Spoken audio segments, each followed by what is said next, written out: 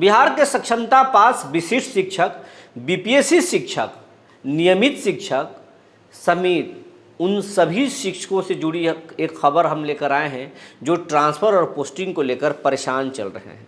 और इसी मुद्दे पर पिछले 2 दिनों के भीतर पटना हाई कोर्ट में अलग अलग 4 याचिका दायर की गई है। इसके खिलाफ में इस पूरे तबादला नीति को चुनौती दिया गया है। उधर सरकार में भी खलबली है। शिक्षा मंत्री और एसीएस के दोनों में मतभेद चल रहा है इसी मुद्दे पर। क्या सरकार इसमें तबादला नीति में बदलाव करने जा रही है, इसके भी संकेत मिल रहे हैं। जी नमस्कार, मैं हूं विपुल कुमार और आप देख रहे हैं सूर्य विहार डिजिटल न्यूज।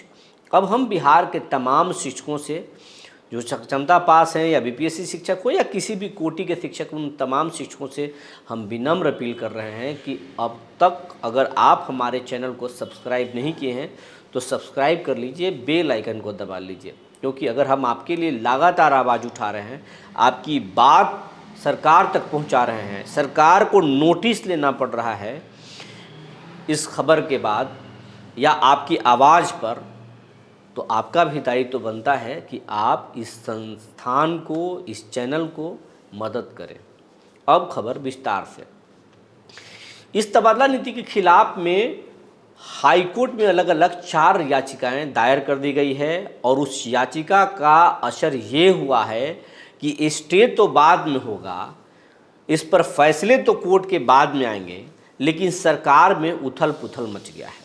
शिक्षा मंत्री सिर्फ यही कह रहे हैं कि हम जो कह रहे हैं वो मान जाइए, और नहीं तो हाईकोर्ट में फजीहत हो जाएगी, सरकार की किरकिरी हो जाएगी, सरकार का जो है मिट्टी पलीद हो जाएगा, सरकार की बदनामी होगी, ऊपर में उस बात को भी मानना पड़ेगा और शिक्षकों के रोष का सामना भी करना पड़ेगा।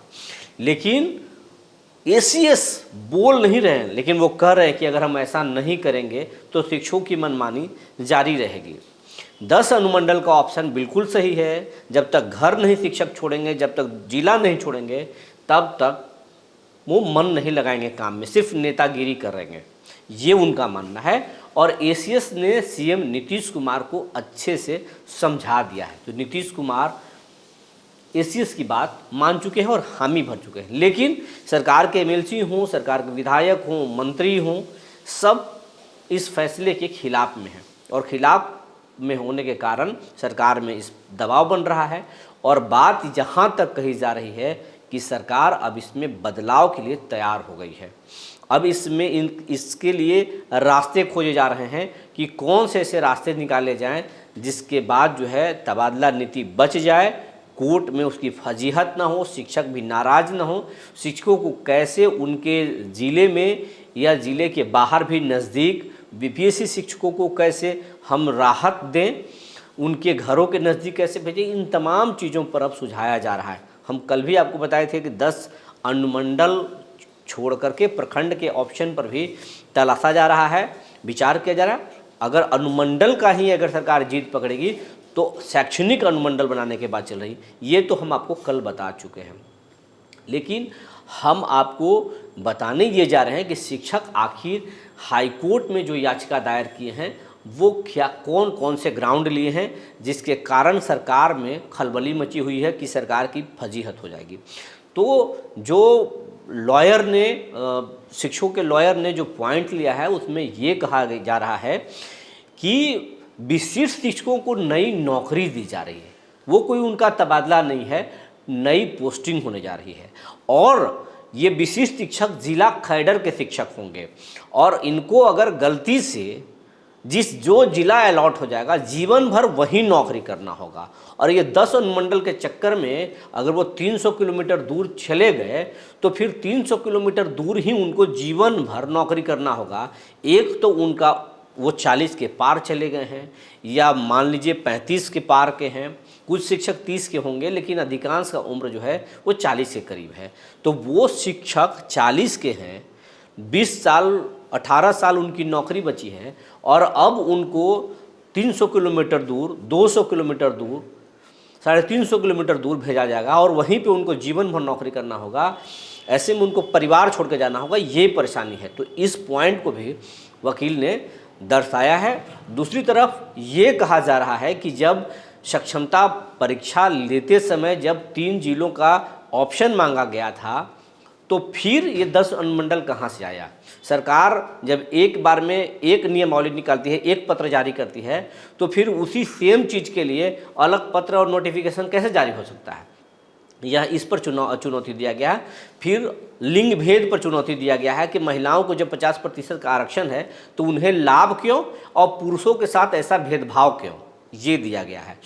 अब फिर ये भी बात कही जा रही है कि असाध्य रोगियों में जो शामिल किया गया है, जिन रोगों को शामिल किया गया है, उन रोगों में वैसे बीमारियों को रखा गया है जो कि मरने के करीब पहुंच जाते हैं, उनको बचना मुश्किल हो जाता है। तो वैसे व्यक्ति को उनको आप नज़दीक दे कर के क्या करेंगे? वो तो स्कूल जाने की स्थिति में भी नहीं रहेंगे। ऐसे में शिक्षकों को जो जॉइंट्स पेन, जो सर्वाइकल प्रॉब्लम, जो हार्ट डिजीज़ या ब्रेन से संबंधित बीमारी या फिर दृष्टि दोष या फिर स्पाइनल कोड में जो जिनको परेशानी है, जो बाइक नहीं चला सकते हैं, जिनको परेशानी है, गाड़ी चलाने में परेशानी है, जिनको बीपी और शुगर मतलब बहुत हाई लेवल पर रहता है, उन लोगों को भी राहत देना चाहिए था, लेकिन ऐसा इसमें कुछ नहीं है। उन असाध्य रोगियों को शामिल किया गया है जिनका जीवन ही बहुत कम बचता है, ऐसे ऐसे बीमारियों को शामिल किया गया है। तो ये तमाम चीज़ों को भी उसमें गिनाया गया और ये बात अब सरकार भी मान रही है कि ये कहीं ना कहीं इसमें सुधार की ज़रूरत है। असाध्य रोगियों में कुछ और लोगों को जोड़ना चाहिए, कुछ और बीमारियों को जोड़ना चाहिए जिनको बाइक चलाने में परहेज है, उनको जोड़ने की बात हो रही है। प्लस में 10 अनुमंडल के बजाय जो है प्रखंडों के ऑप्शन पर या फिर शैक्षणिक अनुमंडल बनाने पर विचार चल रहा है। मतलब ये एक संकेत मिल रहा है कि इसमें बदलाव संभव है, लेकिन एक सोर्स ये कह रहा है कि सरकार इस मामले में आपस में झगड़ कर शिक्षकों को बरगला रही है। जैसे ही ये फॉर्म फिलअप कर देंगे उसके बाद में अचानक से इनकी पोस्टिंग कर दी जाएगी। शिक्षक से सिर्फ फॉर्म भरवाने के लिए ऐसे ऐसे सिगुफा छोड़े जा रहे हैं। लेकिन कई विधायकों से मेरी बात हुई, जेडीयू और बीजेपी के, उन लोगों का कहना है कि नहीं, इस मामले में सरकार गंभीर है और हम सोच रहे हैं इस मामले में। सरकार अब सोच रही है, जरूर हुई है गलती, लेकिन सरकार विचार कर रही है, दबाव बनाया जा रहा है। सीएम इस पर फैसले लेंगे 13 तारीख के चुनाव के बाद, तो ये बात कही जा रही है। अब हम इस मामले पर शिक्षक के बड़े नेता, नियोजित शिक्षक के बड़े नेता केशव कुमार जी से हमने बात की, हम जयंत कुमार से बात किए। तो उन लोगों ने ये कहा कि शीतकालीन सत्र में यानी दिसंबर में किसी भी तारीख को चुनाव सड़क पर शिक्षक उतरेंगे, स्कूल में तालाबंदी करेंगे और विधानसभा का घेराव करेंगे। पटना में एक बड़ा आंदोलन किया जाएगा और ये ट्रांसफ़र और पोस्टिंग और नियमावली पर सवाल खड़े किए जाएंगे। सरकार जब तक लिखित में आश्वासन नहीं देगी, इन चीज़ों को बैक नहीं करेगी, तब तक हम आंदोलन जारी रखेंगे। और इस बार जो आंदोलन होगा उसमें हम कोई भेदभाव नहीं करेंगे, चाहे वो बीपीएससी शिक्षक हों, टेट हों या फिर विशिष्ट शिक्षक हों, सबको आमंत्रित करेंगे। जिनको आना होगा आएंगे। हमारी अपनी लड़ाई नहीं है, शिक्षकों की लड़ाई है और शिक्षकों के लिए ही हम लड़ेंगे। तो ये शिक्षक नेताओं का कहना है और शिक्षकों का मूड भांप रही है। कोर्ट की गतिविधियों पर सरकार नज़र रख रही है, लीगल टीम वहाँ पर उसके त्रुटियों को ढूंढने में लगी हुई है। इसमें बदलाव संभव है और बदलाव हो सकता है। जो जानकारी निकल कर आई थी हमने आपको बता दिया। तब तक के लिए धन्यवाद।